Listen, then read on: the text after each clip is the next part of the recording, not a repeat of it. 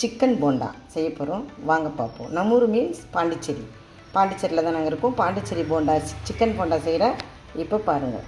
இப்போ நாம் ஒரு 1/2 கிலோ சிக்கன் எடுத்திருக்கேன். அதுக்கு கொஞ்சம் மஞ்சத்தூள் போட்டுட்டு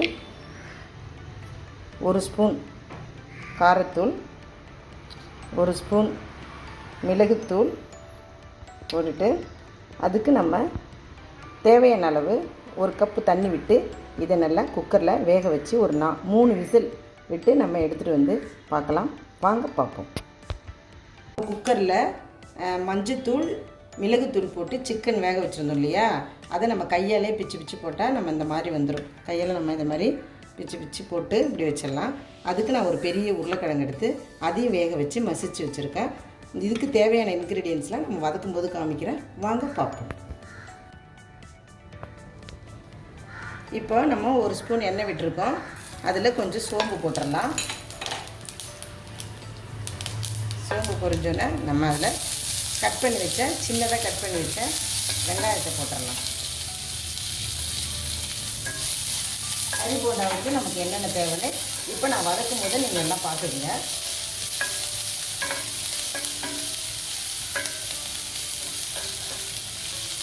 வெங்காயம் வதங்கும்போது நம்ம பச்சை மிளகாய் போட்டுடலாம்.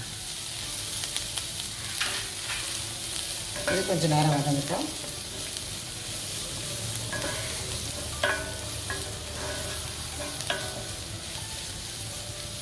ஓகேவா?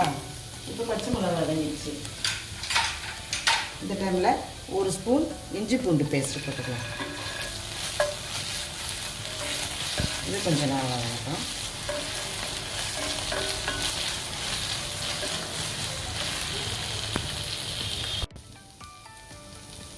இப்போ வெங்காயம் இஞ்சி பூண்டு பேஸ்ட்டாக நல்லா வதங்கிச்சு. இந்த டைமில் நம்ம கோஸ் போட்டுக்கலாம்.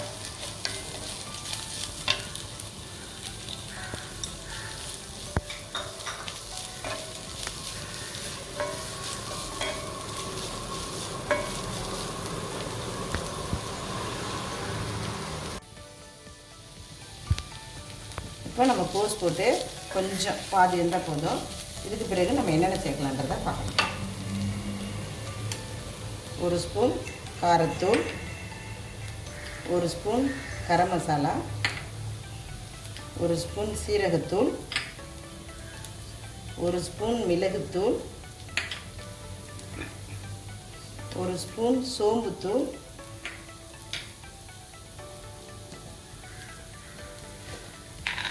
மஞ்சத்தூள் 1 ஸ்பூன். நம்ம ஏற்கனவே போட்டிருக்கோம், அதனால் மஞ்சத்தூள் கொஞ்சம் கம்மி பண்ணிக்கிங்க. ஸோ அதுக்கு தேவையான அளவு பெருங்காயம். இது எல்லாமே நம்ம இந்த இன்க்ரீடியன்ஸ் எல்லாம் நல்லா வதக்கணும்.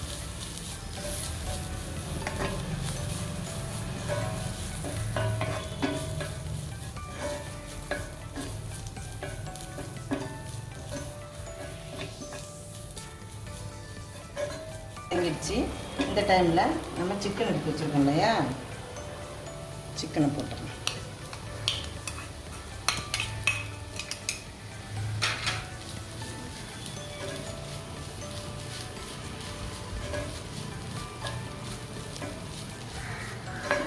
நம்ம ஏற்கனவே சிக்கன் வேக வச்ச தண்ணி இருக்கு இல்லையா, அந்த தண்ணியை நம்ம வேஸ்ட் பண்ண வேணாம். அது டேஸ்ட்டு கொடுக்கும். குக்கரில் வேக வச்சா தண்ணி விட்டு இந்த தண்ணி நல்லா இதோட சுண்டி உருண்டை பிடிக்கிற அளவுக்கு வரணும். அது வரலையும் நம்ம இந்த சிக்கனை வேக வச்சுட்டு, ஏற்கனவே வெந்த சிக்கன் தான், ஸோ அந்த தண்ணி சுண்டுற அளவுக்கு நம்ம கரெக்ட் பண்ணிவிட்டு அதுக்கு தேவையான அளவு நம்ம ஏற்கனவே சிக்கனில் சால்ட்டு போட்டிருக்கோம். ஸோ கொஞ்சம் சால்ட்டு போட்டுடலாம். கொஞ்சம் உப்பு போட்டு நம்ம இதெல்லாம் கலந்து இந்த தண்ணி சுண்டுற அளவுக்கு வெயிட் பண்ணிவிட்டு அப்புறம் ஆறின பிறகு உருண்டை பிடிச்சி வச்சிடலாம். இப்போ வந்துருச்சு. இப்போ நம்ம ஸ்டவ்வை ஆஃப் பண்ணிவிட்டு அதில் கொத்தமல்லி தழை போட்டுக்கிட்டு புதினா கொஞ்சம் கருவேப்பிலை இதை போட்டு இது நல்லா ஆறின பிறகு நம்ம உருண்டைகளாக பிடிச்சிட்டு தான் பஜ்ஜி போடணும். வாங்க பார்ப்போம். இப்போது நம்ம சிக்கன் போண்டா போடுறதுக்கு உருண்டைகளாக செஞ்சு வச்சாச்சு. இதை நம்ம பஜ்ஜி மாவில் டிப் பண்ணி நம்ம எண்ணெயில் பொரிச்செடுக்கலாம். வாங்க பார்ப்போம். இப்போ நம்ம பஜ்ஜி மாவு நம்ம சிக்கன் போண்டா போடணும் இல்லையா, அதுக்கு மாவு ரெடி பண்ணணும். ஸோ நான் கடையில் தான் மாவு வாங்கியிருக்கேன். பஜ்ஜி போண்டா போடுற மாவு இருக்குது இல்லையா, அதை தான் நான் வாங்கியிருக்கேன். நீங்கள் வந்து கடலை மாவு, அரிசி மாவு, சோம்புத்தூள், ஜீரகத்தூள், பெருங்காயத்தூள் இதெல்லாம் போட்டு நீங்கள் கலந்து நீங்கள் போண்டா போடலாம். இதுலேயே எல்லாமே கலந்துருக்கும். நான் ரெடிமேடாக வாங்கிட்டேன். அதை வந்து நம்ம கொஞ்சம் தண்ணி விட்டு, அதாவது தோசை மாவு பதத்துக்கு கொஞ்சம் முன் பதமாக, அது இட்லிக்கும் கொஞ்சம் பின்னாடியாக அதளவுக்கு நம்ம வந்து இதை வந்து நல்லா கலந்து வச்சுக்கணும். அப்போ தான் போண்டா போட்டு எடுக்க, அதாவது அந்த போண்டா மிக்ஸு ஆறுற வரலையும் அதை நம்ம வெயிட் பண்ணி அதை உருண்டை போட்டு அதுக்கு பிறகு தான் நம்ம வந்து சிக்கன் போண்டா போடணும். அது வரலையும் இந்த மாவை நம்ம கலந்து வச்சு நான் உங்கள்கிட்ட காமிக்கிறேன். இப்போது நம்ம கறி போண்டா, சிக்கன் போண்டா சாப்பிட்றதுக்கு முன்னாடி சிக்கன் போண்டாவில் தொட்டு சாப்பிட்றது என்னன்னு பார்க்கலாம். அதுக்கு நம்ம ஒரு இன்க்ரீடியன்ஸ் ரெடி பண்ண போகிறோம். வாங்க பார்ப்போம். ஃபஸ்ட்டு நம்ம இது மாதிரி வெங்காயத்தை நல்லா ரவுண்ட் ஷேப்பில் கட் பண்ணிக்கணும். அடுத்து கோஸ், நம்ம போண்டா செஞ்சுட்டு இதை தொட்டு இதோட அந்த போண்டாவை எடுத்து இதில் தொட்டு சாப்பிடும்போது ரொம்ப அருமையாக இருக்கும். அடுத்து பாருங்கள், கொத்தமல்லி தழை, அடுத்து புதினா, அதில் நம்ம காடி ஊற்றலாம் அல்லது லெமன். நான் லெமனே புழிஞ்சு விட்றேன். நல்லா நீங்கள் எவ்வளோ எடுக்கிறீங்களோ அதுக்கு தகுந்த மாதிரி லெமன் புழிஞ்சுங்க.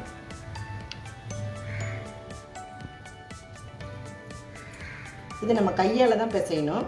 ஸோ கையால் பிசைஞ்சால் தான் இந்த டேஸ்ட்டு கிடைக்கும்.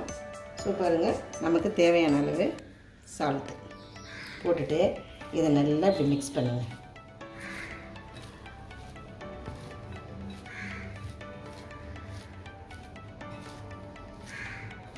இதை ஃபஸ்ட்டு நம்ம செஞ்சு வச்சிட்டோம்னா போண்டா ரெடி ஆனோடனே இதில் நம்ம இதை தொட்டு சாப்பிட்லாம். சூப்பராக இருக்கும். புளிப்பு கலந்து உப்பு எல்லாம் கலந்து ரொம்ப சுவையாக இருக்கும். வாங்க, இதை ரெடி பண்ணிட்டோம். அடுத்து நம்ம போண்டா செய்கிறத பார்க்கலாம். இப்போது நான் சின்ன வானல் தான் எடுத்திருக்கேன். ஏன்னா நம்ம திரும்பி இந்த எண்ணெய் யூஸ் பண்ண முடியாது. அதனால நான் 2 போண்டாவாக தான் போட்டு எடுக்க போகிறேன்.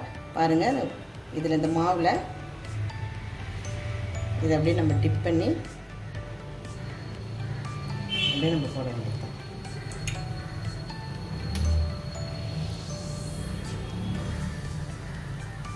நம்ம எண்ணெய் கொஞ்சமாக தான் யூஸ் பண்ணணும்.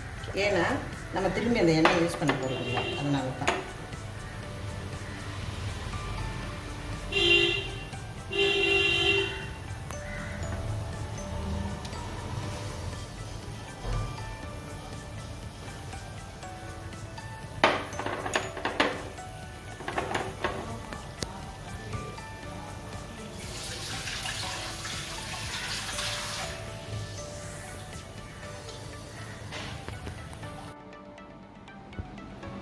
இப்போது பாண்டிச்சேரி தேவிதாசன் சிக்கன் போண்டா ரெடி.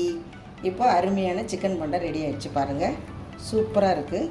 இதில் நம்ம இதை மாதிரி பார்த்துட்டு இங்கே ஏற்கனவே நம்ம ரெடி பண்ணி வச்சுருக்கோம் இல்லையா, கோஸ் வெங்காயம், அதை இப்படி வச்சு அப்படி சாப்பிட்டுங்கன்னு வச்சுங்க, அருமையான சிக்கன் போண்டா ரெடி. லைக் பண்ணுங்கள், கமெண்ட் பண்ணுங்கள், சப்ஸ்கிரைப் பண்ணுங்கள். ரொம்ப நாளாச்சு வீடியோ போட்டு, அதுக்காக கொஞ்சம் சப்ஸ்கிரைப் பண்ண மறந்துடாதீங்க. சப்ஸ்கிரைப் பண்ணுங்கள்.